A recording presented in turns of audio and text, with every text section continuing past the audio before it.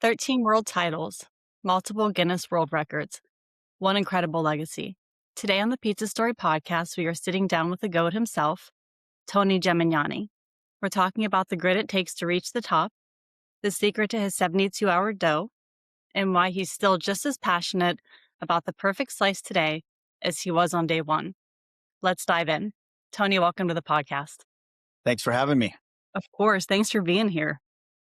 Yeah, I have a few more set up later today. So I think today is my podcast day, but you're the first. That's incredible. I do that too. Sometimes I'll book like 3 or 4 in a day or something like that.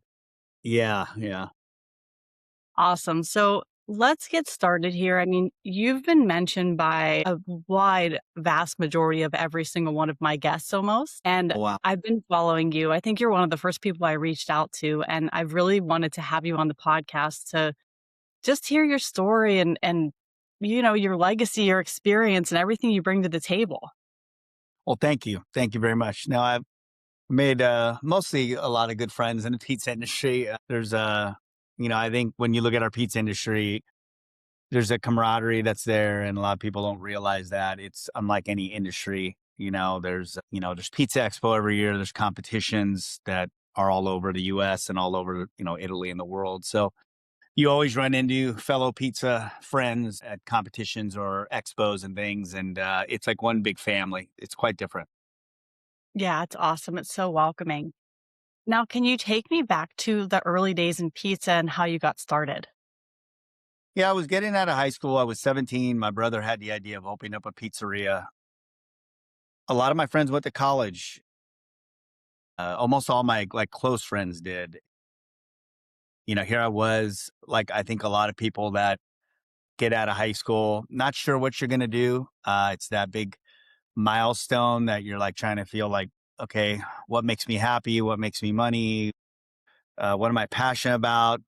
What can I do and what I can't do? So all those things were kind of running through my head at the time. I had a girlfriend that stayed at that time in our hometown, which was Fremont, California. And my brother said, "Hey, I'm opening up a pizzeria.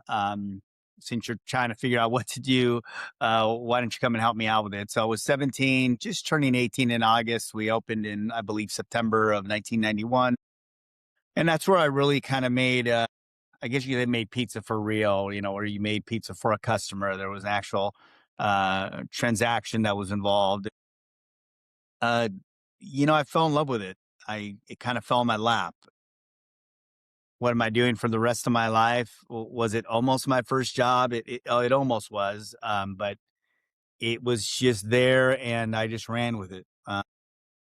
I was fortunate enough to win some titles early in my career in pizza acrobatics, and I was able to travel around the world and especially the U.S. and try different styles of pizza, from Detroit to St. Louis. If I was doing a cancer camp in St. Louis, I tried St. Louis style pizza. If I was doing a commercial in Detroit for, let's say, Dolly's, which I was really young at the time, I had a chance to try Detroit, and then, New York or Baton Rouge or Pizza Anywhere. I was really lucky to be able to take trips, and it was either for conventions or Italian festivals. I tried to put my name out there, and that was before there was YouTube, before there was Google, before all of that. So you just couldn't find, hey, what's a pizza acrobat? Like, let me just Google Right. it, or let me find it on YouTube. It was like you had to send in VH videotapes of yourself. You happened to get on a show and you were able to record it, or you're like, hey, I saw this ad in a trade magazine. It was PZ44. It's a caricature of a guy throwing pizza. Would you like to have a real person, like in that ad? This is who I am. This is what I do. So it was a hustle. It was a grind. There was a lot of mailbox, et cetera. I was in Paisano's Pizzeria. It was at the end of our strip mall.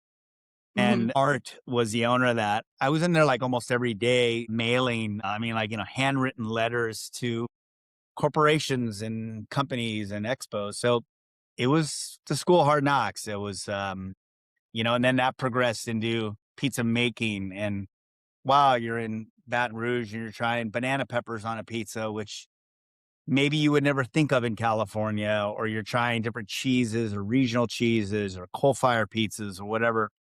And like I said, people nowadays would say, I get this, I know what a cast iron is, or I know what a stuffed is, and back then you didn't know unless maybe it was written in a book, but most books didn't have Detroits and different styles of pizza like that. Hmm. You had to go there and be in that kitchen and really kind of see, okay, who do you buy from? What is this cheese? Provel? I've never even heard of it. And it's regional ingredients, very much like Italy. So Hmm. over those years, that it was really like I look back at that and I always say, um, it just created a foundation for me. And a lot of people that say, "Hey, I wanted to open up a Neapolitan place," and I said, "Okay, great. What's your favorite place in Naples?" I've never been there before. I researched it a little bit. I maybe took a class online, and I'm like, for me, I just experiencing Naples and having a sign that says Tony's Pizza Napolitana, it just gives it justice. It respects the craft. I felt like what it is to feel in and have Neapolitan pizza. And there's a feeling that you can get that transpires to your customer that kind of like, I don't know how to explain it, but there's just somebody that walks in the door. Like yesterday at Tony's, I was working at Tony's, and the lady Hmm. grew up in Napoli. She was born in Napoli, and I talked to her about some pizzerias in Napoli. She was excited. I talked to her about, man, it gets so hot there.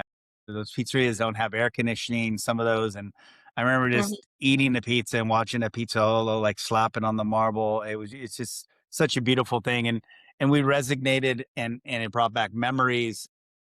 It wasn't just a hello and goodbye to your customer. It was literally like we had a personal connection. So having personal connections in our industry, I think, are so important, and I think that can be sometimes lost now. Yeah, I think you're right about that.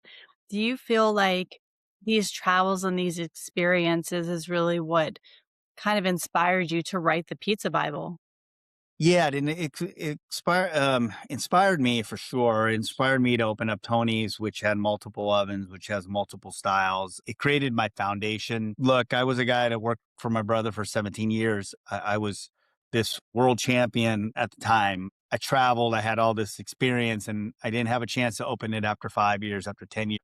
I didn't have a chance to get money from my parents. I had to find investors. I had no business plan. I had a dream. I was excited, like most of us are.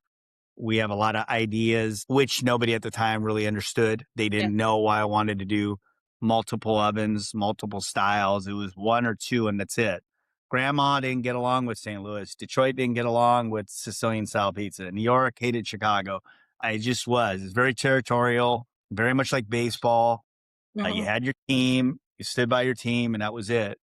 For me, I had pizza all over the map, and I had great pizza and I had bad pizza. But for me, I said, wow, it's like if I could just do this in one place, but nobody really got it. So it's hard when you have a dream and you're excited. You don't have a lot of money Yeah. and you want to do this now. I had to wait. It took me 17 years to get to Tony's. Now I'm close to almost 35 years in the industry, but it took me along. And then that went from Tony's to Slice House to Pizza Rocks to Capo's to bakeries to a franchise. A lot of people don't look at it what you were doing 35 years ago or so. They all look at what you're doing now, but they don't understand what it took to get to that. And like I said, it was school of hard knocks. I made a lot of mistakes. I tend to show the positive on social media. I tend not to show uh, every day being a bad day, or this is my loss, or this is what happened, or a power went out, or whatever it was. I try to be more positive, but there is a lot of negative that's there. There's a lot of things that have happened that I haven't really shared a lot because I just try to be positive and move forward. And that's something that you can have things can bring you down in this industry. I try not to let them because the restaurant industry is very tough. Yeah. Yeah, you're totally right about that, and I've had very similar experiences to you, and it's one of those things that, people definitely see the success, but they don't see the hardships and how long it took for you to get from, like, day 1 to where you are today. Yeah, and I was upset. I was young and I was mad because I wanted it. I couldn't get it. Didn't know how to get it quite. like I said, like a business plan, like I do now. But you're young, you have all these ideas, and you need somebody to invest in you, and you're trying to raise capital. It's one of those. I think a lot of people that are watching or listening, they will understand exactly what I mean. And then social media can play such an odd role in it because things are all beautiful and everything's amazing and it's great and they're just moving forward. But it's like I said, I don't always show the bad, but it could be hard for somebody that's even me. Sometimes I won't get recognized in things and I'll take it hard because it becomes personal and I'm passionate about it. So even me, when I see something, I'm like, what? Like that guy, I don't get it. And I'll be truthful about that. I think everyone can. But there's times that, you just look at it, you're like, I just want to get there. It's something that I'm telling my son, I tell my son, hey, not everything's perfect. It's not the perfect world. And I tell him, look at my posts and then you see all that, but think about all the stuff that I was bitching about today or upset about at home. And I was talking about it and I was talking to mom about it. Remember, there's all of that too, it's not just, hey, this is a beautiful pizza. Look at it. It's amazing. And the next day is this, so I try to teach my son that. But it's hard to understand. It's hard to grasp a little bit. Hopefully that makes sense. Yeah, no, that makes total sense. And are there things like when you first started, like growing up and working in a family business, like lessons that you learned that you kind of have taken with you? Well, you live with your brother for, 18 years of your life in the same room. We grew up in the same room. It wasn't a big room. His bed was there. My bed was right there. And then you go into business and you see each other, every day. And then you go into business every day. So that could be challenging because you just got done. You moved out. And all of a sudden now I see him at work, 5 days, 6 days a week. So that I think getting into business with family can be difficult because you grew up with them your whole life. And it's different getting angry at each other, getting upset, getting happy, things like that. That I thought was always challenging. Your personal relationship. Then there's Christmas or the holidays. It's like, oh, do I want to see? I saw him like every day of the year. Now I have to be, at Christmas holidays. So I think that's challenging. That's truthfully challenging. I don't know if other people, what they say, but we had one store. We'd have multiple stores. We weren't split up or anything. So I think that was challenging on our relationship for sure. He had ideas, I had ideas. I wanted to go one way, he wanted to go maybe a different direction. But we still love each other at the end, but I think that was hard on our relationship for Yeah. sure. But there's some beautiful things. I met my wife at my restaurant. She worked at Paisano's. She was working at the yogurt shop that was next door, and I met her there. She ended up working at Paisano's a little later, which that was a store that my brother opened. Um, so there's some beautiful things that happen at the restaurant that you would never know. That's my family now, and she continues to be my family. So we don't work together though every day. That's great. And what do you feel like pizza's meant for your family as a whole? You know, growing up, it was my favorite food. Growing up, it's my son's favorite food. It's my wife's favorite food. There's something that always brings you together, either friends, family. I say sometimes when you're eating pizza, at least most of the time when you're younger, there was no politics. There was just friends having fun. There was no drama. It's just if you just take somebody back to when, and I think about it, Uncle Joe's Pizzeria, Fremont, Friday night, my grandpa would take me Mhm. and my brother sometimes to go get a pizza. I would get a double cheese pizza because that's what I loved. And watching that pizza maker, there's memories that, life can be a lot, life can be stressful right now, but pizza just takes you away from that. And if you're eating it as an 80-year-old or an 8-year-old, it's still just that personal satisfaction, that gratification that's amazing. So, I've been able to teach my son pizza and he loves it. He loves to make pizzas. So that's been self gratifying. I Mhm. don't push him to do anything, but he just says, "Hey," he says, "Pa." So, "Hey, Pa, can we go make a pizza or can we go to the pizzeria?" I said, Mhm. "Yeah, come with me today." Or Mom will actually drop you off and she'll just work on his own in Walnut Creek. So, and which is right down the street, a slice house of mine. So, Mhm. it's been pretty awesome, actually. Yeah. That's incredible. Now, do you remember the very first pizza you ever made? Yeah, sort of. Yeah. At least at Paisano's, I remember it was a combination. And you actually sent me this sheet on the question I was thinking about the other day, and I said it was okay, a little not perfectly round. I know that. Probably a little too many ingredients. And you tend to do that because if you're making pizza, you tend to put a little more than a little less, and you typically put a little more of what you like. So if you hate onions, you usually kind of back off on the onions. It's kind of a common thing. If you love whatever, pepperoni or sausage or I'll say it, Mhm. pineapple, whatever, you tend to go a little heavy.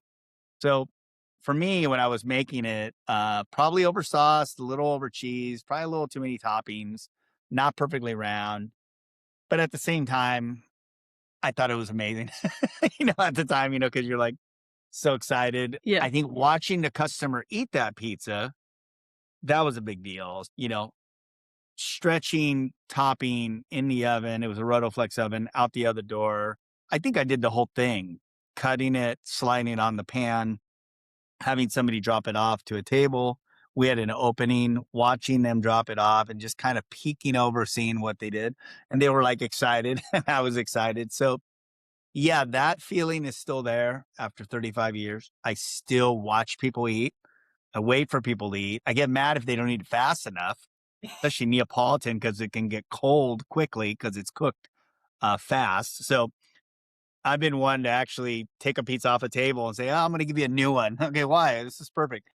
You've been sitting down for 6 minutes and you haven't eaten. I want it to be hot and fresh." So, I still become a little kid and get excited still. That's incredible. So awesome. One of the things that I did wanna ask you about too is dough because, I mean, my grandparents opened up a pizzeria in 1960. The only thing that I really ever learned about dough was watching my grandma make dough and just knowing how to make dough from that, just like, "Oh, you just throw a little bit of this and a little bit of that," and dough has become such a science, and I wanna talk to you about kind of your science behind dough. Yeah, so there wasn't a big science behind dough, back in the day. Mhm. I went to school in Italy. They wanted me to open a school in the US. When I was this kind of guy that would compete, there was no schools in the US other than a Neapolitan school, a VPN, but it wasn't too scientific. It was very basic.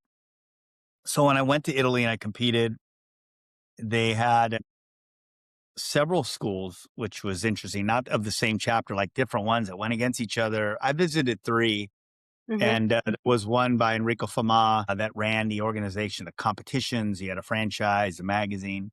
It'd be like Pizza Expo having or Pizza Today having their own school. Went with Mhm. him. It was one of the oldest schools.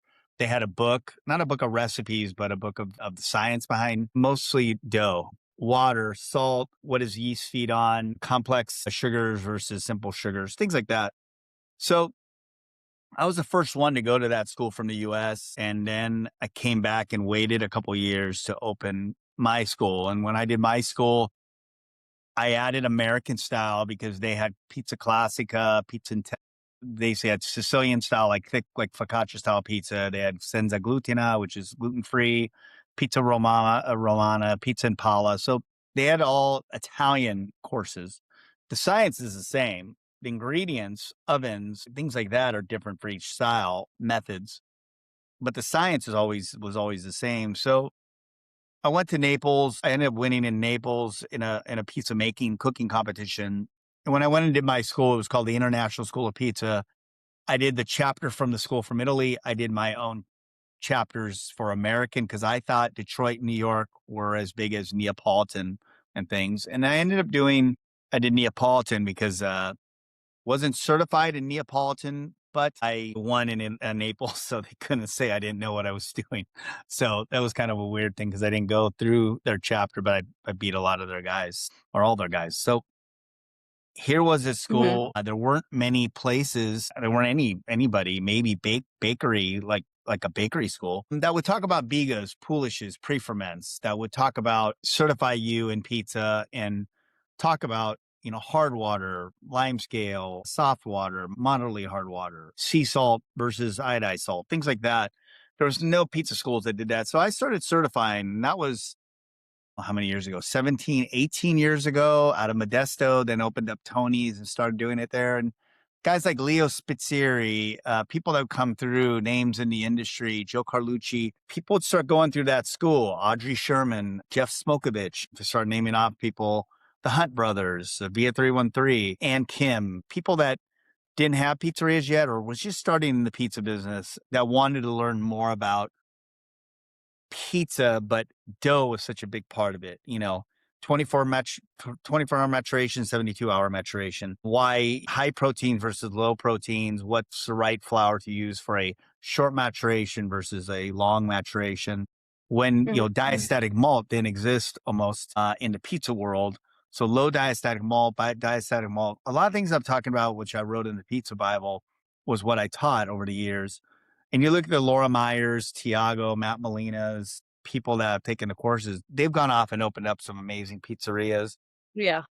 They became, on Netflix, they became James Beard award winners. And some of them never made pizza before until they stepped into the kitchen at Tony's. So the foundation of what you see now versus what you saw 20 years ago in the pizza industry is it's warp drive. It's totally different. Nobody was talking Biga or multi-grains or stone ground or anything like that. Blending grains, maybe a few. Trust me, there were a few, and there were some in Italy, but in the Mhm. U.S., hardly at all anything, and not as deep as it is now.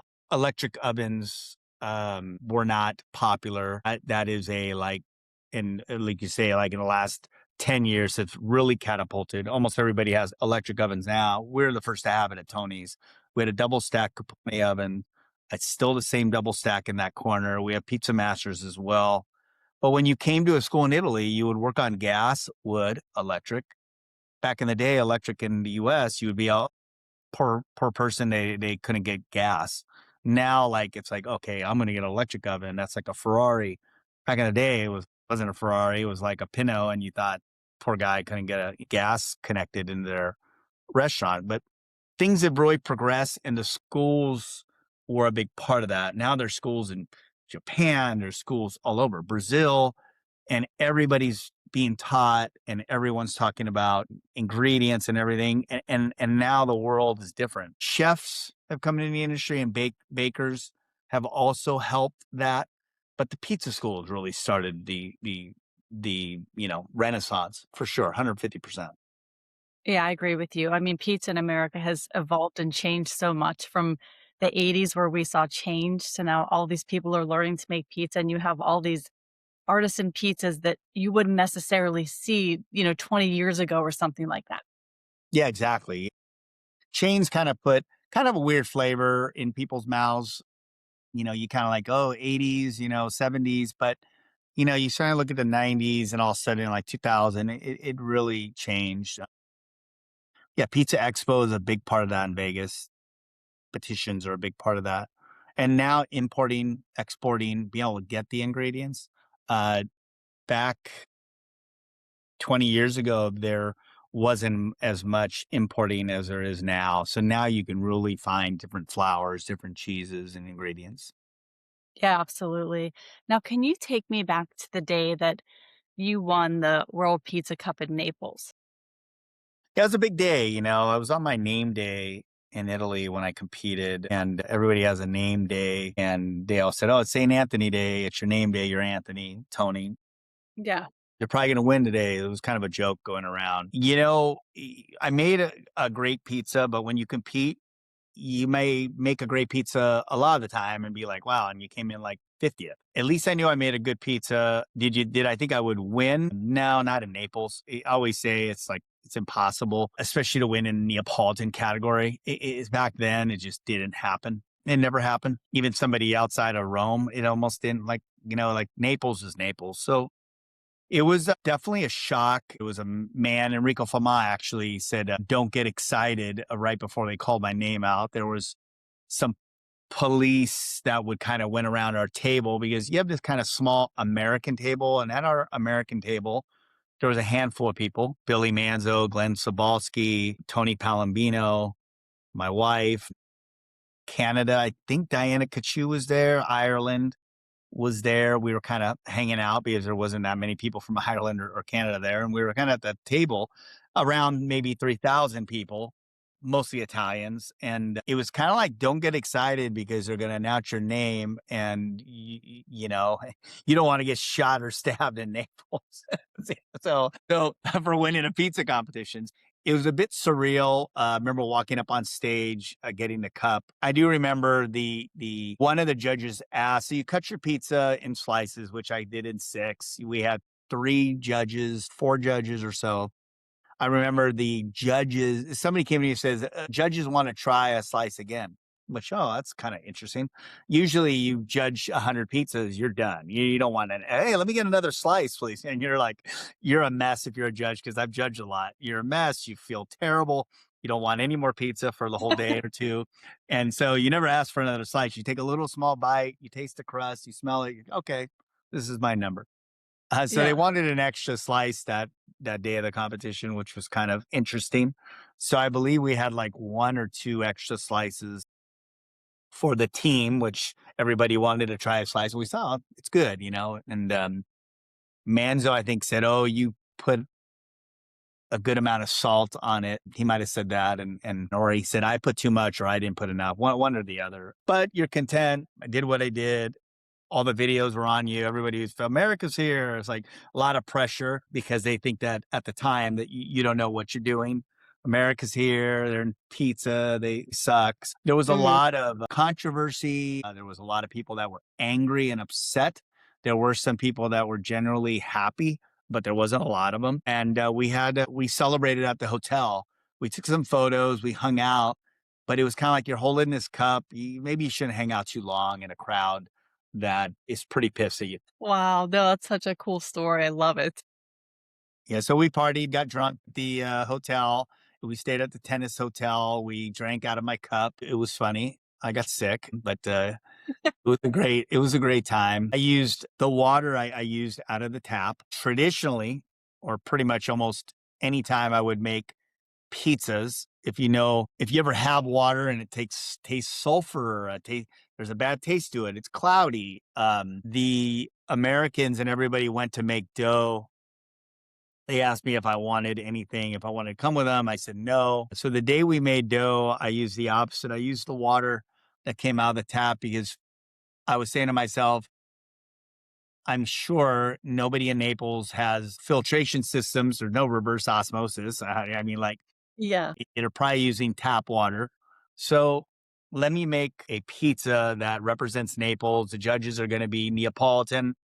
I'm not going to use bottled water. But if I were to make any other dough probably in this world and compete, and it would have tasted that water, would have tasted like that, I would have 100% bought bottled water. So I went with my instinct and my gut, and one of the judges said, "There's something about your pizza that's very Neapolitan." Like, they tend to say that. I went in Portugal, and when I went in Portugal, a judge came to me and said, "There's something about your pizza that's very like, like tastes like it would come from here." I didn't tell her what it was, but that judge, but there was mayonnaise. Mayonnaise is on everything. Bacala is big in Portugal. It was Huh. bacala and mayonnaise. So I did this creme de porta. So I did port, which is popular because we're in Porto, Portugal, and I whipped it up in mayo.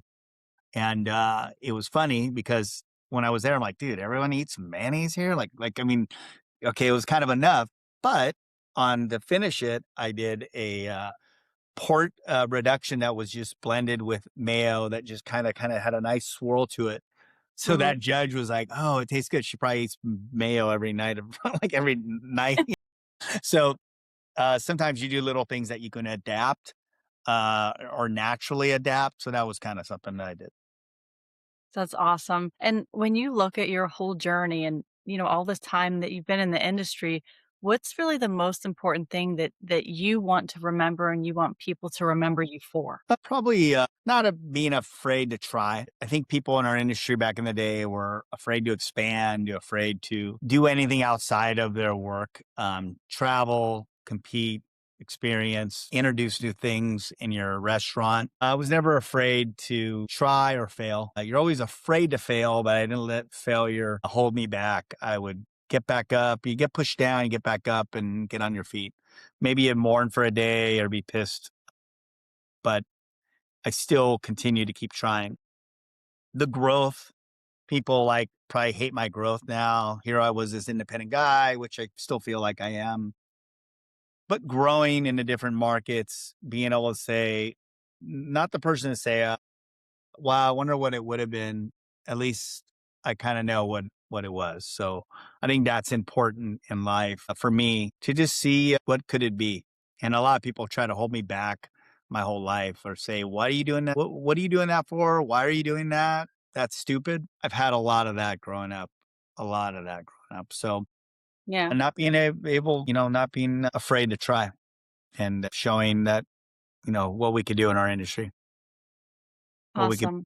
All right. I know that you have a huge following. So for anyone who is needs to follow you, what's the easiest way to find you?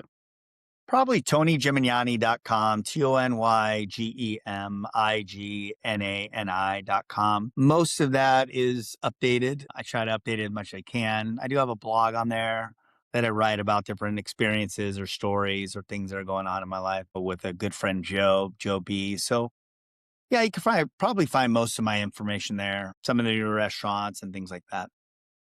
Awesome. Also, guys, I know on Instagram at Capo Pizza, Tony, I'm honored. I'm really happy that you were on the podcast. I've been wanting to talk to you for a really long time, so I really appreciate you taking the time to talk to me. Yeah, I really appreciate it. And you have a great podcast. And thank you for having me on. Sorry it took me a little bit of time to get on, but I'm glad we're able to talk. Totally fine. It was worth the wait. Thank you.